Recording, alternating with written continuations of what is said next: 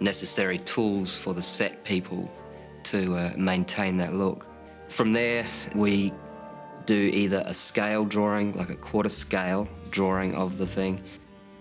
That then goes straight to set design. Greg Olson will make a scale model based on our drawing, start to work out the camera angles, how much set is needed.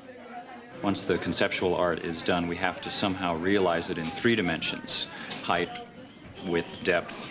This is known as a quarter-scale mock-up. It is a model of the actual set that we're going to build. Obviously, we can't build it full scale at this point. We need something to start with. If this was an actual set, it would be 4 times as large, which means this would be about 24 feet long. For space considerations, we start with something small and simple.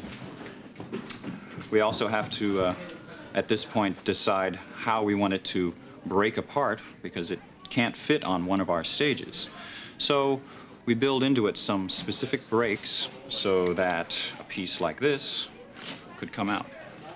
We've been instructed by the animators that they would prefer not to have to reach more than 2.5 feet to get to a puppet. So a number of these pieces are under 2 feet, specifically so that an animator can reach. And where there isn't a 2-foot reach, we sometimes build in trap doors so that they can physically open up a section of the stage, come up, do the animation, close the trap door, and disappear.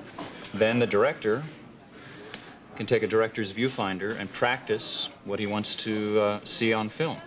And if the director likes it, then we can actually build this and send it through the paint shop, the model shop. We'll do all the detailing, and then it'll end up out on one of our stages.